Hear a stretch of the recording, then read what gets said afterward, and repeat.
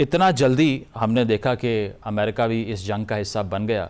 क्या लगता है आपको कि ये एक एनिमी को सरप्राइज़ करने वाले टैक्टिक्स थे, वो जिसको दूसरी जंग हसीम में ब्लिट्ज़क्रीग कहते थे, कि कहना कुछ और करना कुछ और ताकि प्रेपरेशन ना हो सके आपकी एडवर्सरी की? तो वो केस है कि डोनाल्ड ट्रंप ने ऐसा बयान दिया, या फिर उन्होंने कुछ ऐसा देखा जिससे उनको लगा कि अब ये फ्यूटाइल है कि हम बातचीत करें, इसीलिए अब काइनेटिक एक्शन ही करना पड़ेगा?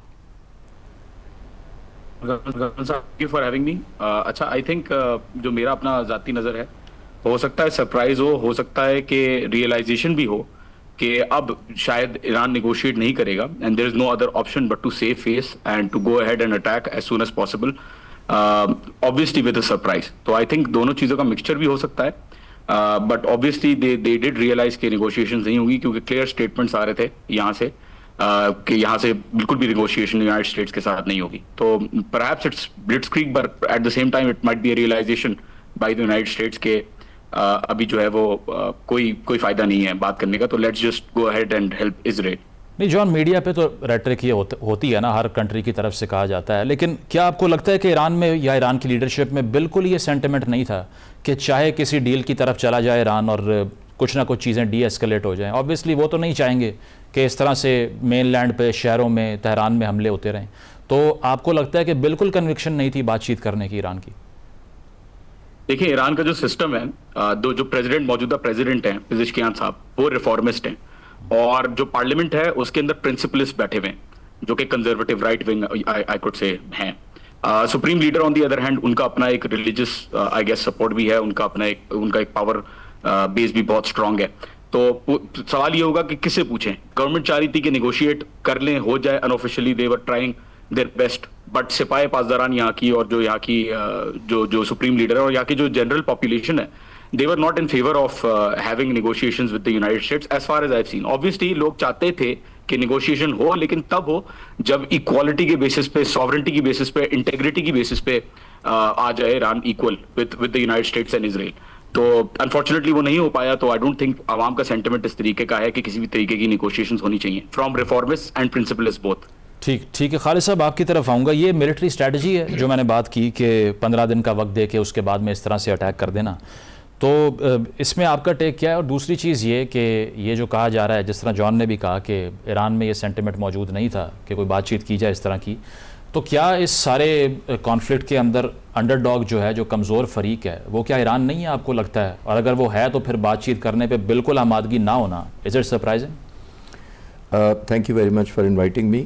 देखिए, बिल्कुल टू फ्रंट है ये मेरी नज़र में। टू फ्रंट ये है कि एक ये डिसेप्शन टेक्निक थी जो दुनिया जब से शायद दुनिया बनी है, जब जंगें लड़ी हैं, मिसलीड किया जाता है दुश्मन को और शायद जस्टिफाइड भी समझा जाता है।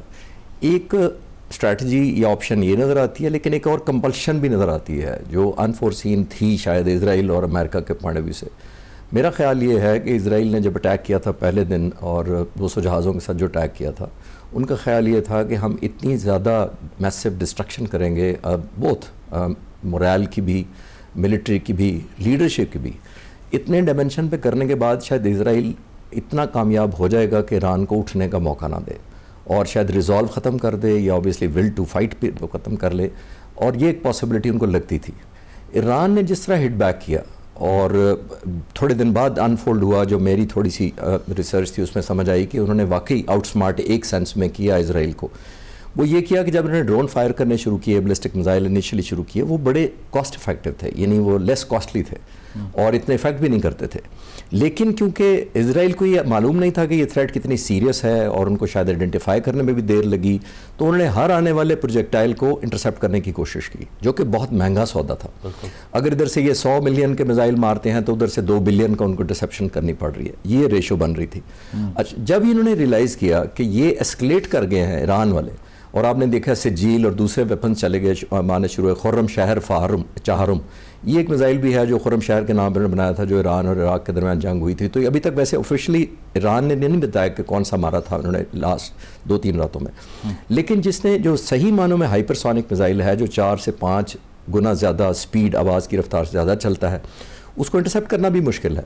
तो पहले जो स्लो थे रिलेटिवली, ये बैलिस्टिक थे, वो इंटरसेप्ट करना आसान था। जब वो नहीं हुए और इन्होंने डैमेज भी बहुत ज़्यादा कॉज किया, तब इजराइल ने रियलाइज़ किया कि ये जो कॉस्ट है शायद ज़्यादा बढ़ गई है और उन्होंने सोचा कि एक ऑप्शन ही है कि बिफोर टाइम, अगर अमेरिका का किसी स्टेज पे था भी आने का, तो बिफोर टाइम अमेरिका को कंपेल करके इंगेज किया जाए, क्योंकि जिस तरह का लॉस इजराइल सफ़र कर रहा था, मुझे लग रहा था कि हुकूमत के लिए भी, मिलिट्री के लिए भी, और ख़ास तौर पे उनके अवाम के लिए भी अनबेरेबल इसलिए हो रहा था कि उनके लोगों ने इस तरह की डेवस्टेशन और डिस्ट्रक्शन नहीं देखी। खालिद साहब, अब तो कॉस्ट उससे भी ज़्यादा बढ़ गई है। मैं कैलकुलेट कर रहा था अभी, ये तकरीबन $2 बिलियन का एक B2 जो है, जब ये ऑपरेशनल फ़्लाइट टाइम जिसका बताया जा रहा है $150,000 पर आवर पर फ्लाई करता है, तो इस सारे ऑपरेशन की कॉस्ट अगर कैलकुलेट की जाए, it is somewhere in between $5 to $15 billion.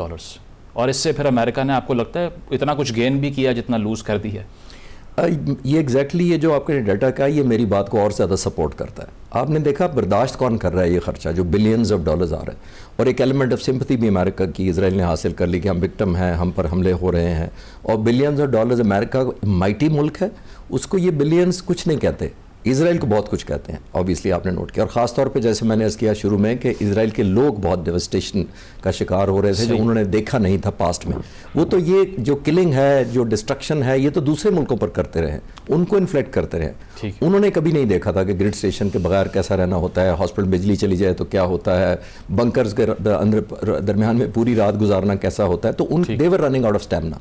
अभी भी देखिएगा, मैं कल परसों से भी कह रहा हूँ, जब से अमेरिका ने हमला किया, और मैं मेरा यही मानना है या मेरा बिलीव है कि ईरान के पास यही एक ऑप्शन है कि वो यही करे, क्योंकि अमेरिका के टारगेट्स को हिट करना probably not a viable option at this time, खास तौर पे जब उनका वॉर स्टैमिना बड़ा लिमिटेड है। ठीक है, मैं ईरानियन रिस्पांस पर आता हूँ, लेकिन इससे पहले अवैस, जिस तरह वो फर्स्ट वर्ल्ड वॉर से पहले वुडरो विल्सन ने बड़ी फेमस स्पीच की थी पीस विदाउट वॉर वाली, लेकिन बाद में उन्होंने ये जवाब बनाया कि चूँकि हमारे नेवल शिप्स पर अटैक हो रहे हैं तो हमें जंग में जाना पड़ेगा।